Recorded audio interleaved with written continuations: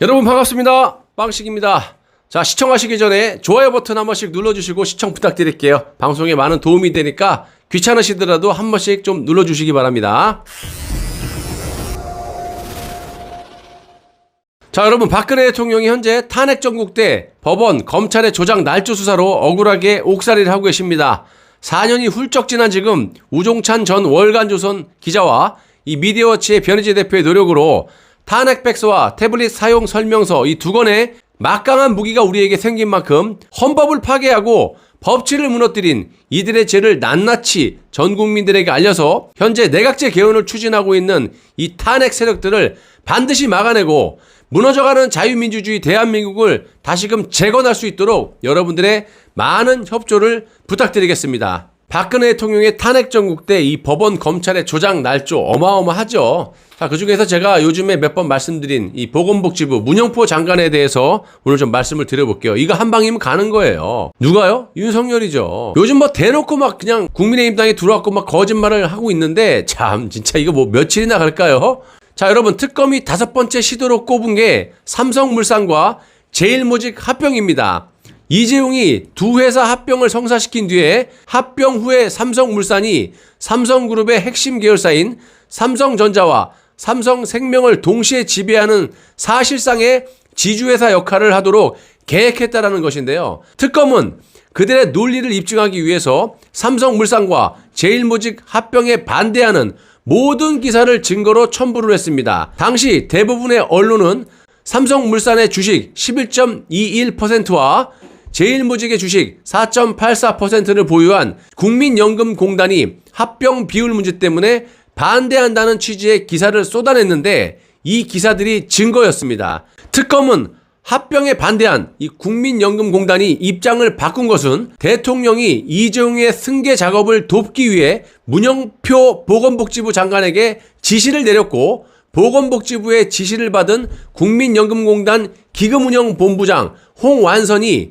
투자위원회로 하여금 찬성하도록 하는 압력을 행사했다라고 추론한 겁니다. 자, 특검은 보건복지부 장관 문영표를 2016년 12월 28일 새벽에 긴급 체포하고 곧이어 구속을 시킵니다.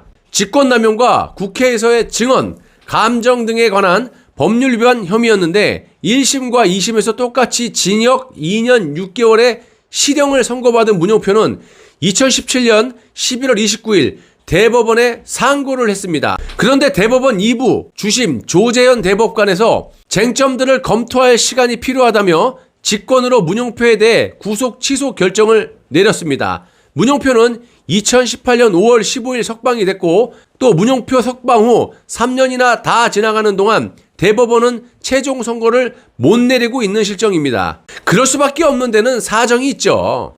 1심, 2심에서 유죄가 확정된 문영표 장관의 상고를 기각하면 형이 확정이 되는데 이렇게 하면 대한민국 정부는 삼성물산 주식 상당수를 보유한 외국계 사모펀드 엘리엇에게 1조 원 이상을 배당해야 하기 때문입니다. 합병을 반대한 엘리엇이 특검 공소 사실을 근거로 대한민국 정부에 손해배상 소송을 제기해 놓았기 때문이고요. 반대로 대법원이 문영표에게 무죄를 선고한다면 삼성물산과 제일모직 합병은 대통령 지시와는 무관한 것이 돼버리고 엘리엇의 손해배상할 책임도 사라집니다. 그러나 그럴 경우 대법원이 특검 수사가 무리했다라는 사실을 국민들에게 알리는 꼴이 되기 때문에 그렇게 못한 겁니다. 자, 대법원은 외국 자본의 손을 들어줄 수 없고 그렇다고 특검 수사가 잘못되었다라고 확인시켜줄 수도 없는 말 그대로 진퇴양난에 처해 있었던 거죠.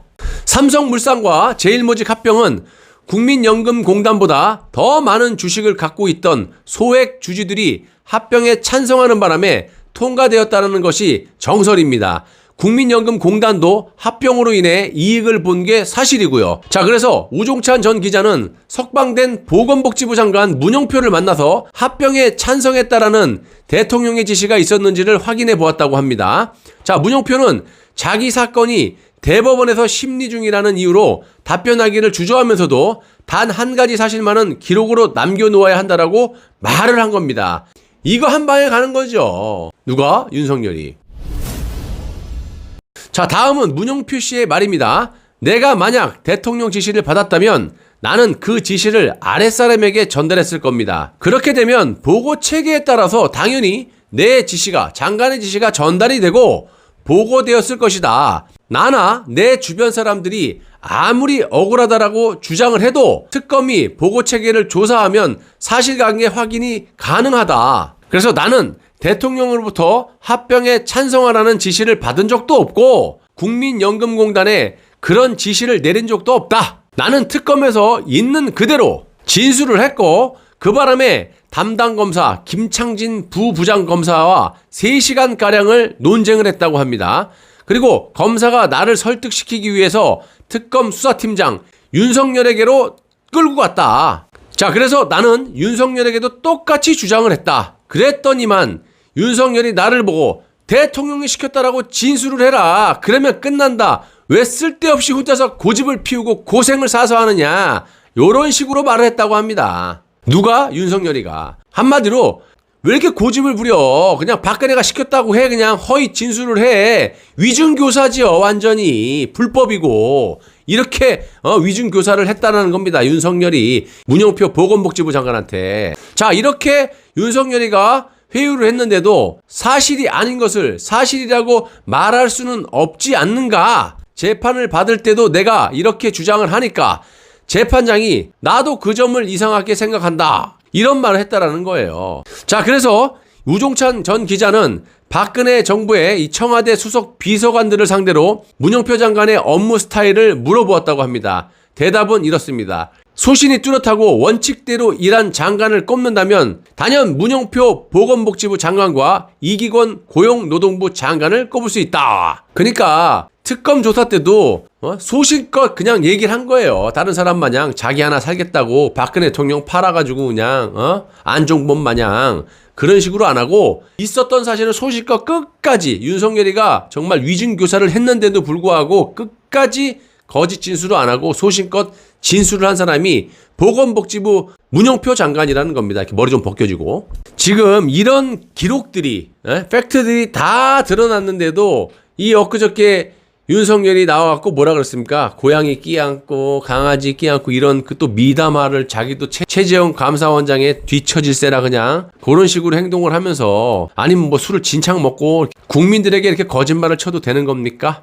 예? 또 김의겸이 또 폭로까지 나왔고 어떻게 사람이 본인이 한 죄가 이만큼이나 있는데 요만큼 있는 사람도 그러면 안 되는데도 어떻게 저렇게 철면피처럼 국민을 갖다가 대역죄인이 말이야. 죄 없는 사람을 대역죄인 취급을 하고 30년형을 때려갖고 구속을 시켜놓고 형 집행 정지도 본인이 결재를 해서 안 돼 다시 집어넣어 이렇게 본인이 서울중앙지검장 시절에 그렇게 감옥을 집어넣어놓고 박근혜 대통령을 자기는 불구속으로 하고 싶었다? 와 이거는 사람이 아닌 거예요. 제가 요 며칠 계속 말씀을 드리지만 이 보건복지부 장관 문영표 장관이 기자회견에서 한마디만 하면 끝나는 거예요. 그리고 이 지금 팩트가 다 드러났기 때문에 이거는 전 국민이 알게 되면요 그냥 끝나는 겁니다. 그래서 제가 한두 달 못 간다고 말씀을 드리는 거고요. 자 여러분 거짓은 진실을 절대로 이기지 못해요. 아무리 이 입으로 거짓으로 진실을 덮으려고 저렇게 용을 쓰고 애를 써도 안 되는 건 안 되는 거예요. 그래서 제가 장담을 하고 있는 거 아닙니까? 너무나 많은 진실들이 드러났어요. 그리고 너무나 많은 정말 어마어마한 짓거리를 너무 많이 했습니다.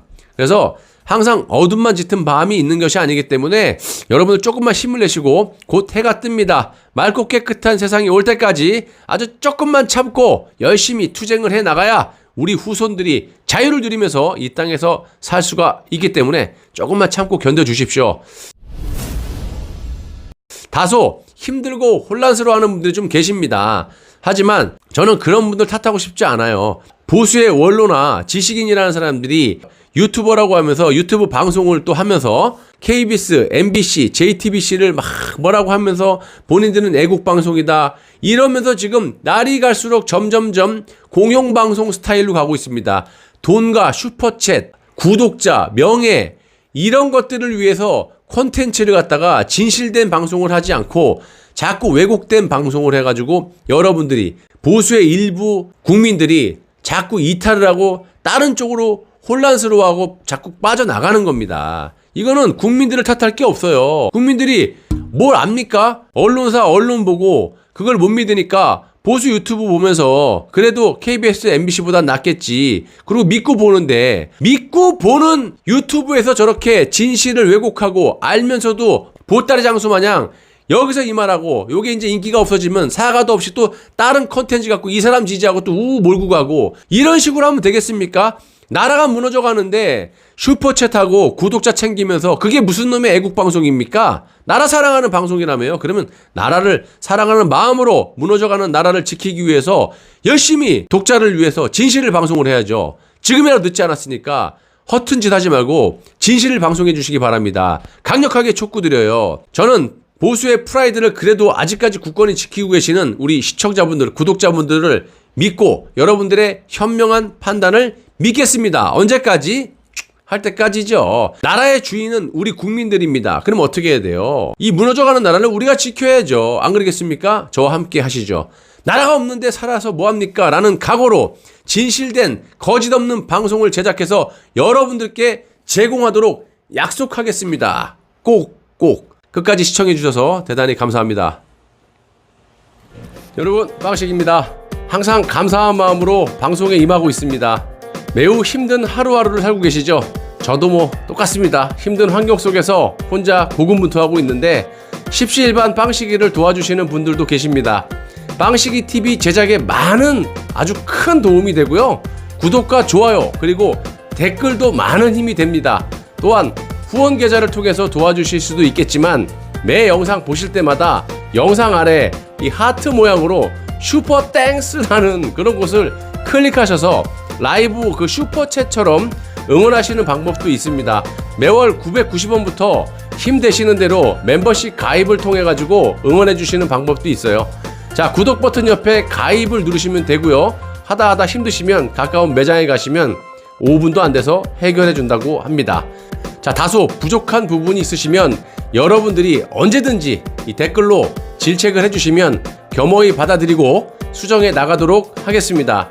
거짓 없는 방송, 소통 방송, 애국 방송, 빵식이 TV가 살아야 나라가 산다라는 각오로 열심히 진실된 방송 제작에 힘을 쏟겠습니다. 시청자 여러분들, 구독자 여러분들 진심으로 감사합니다.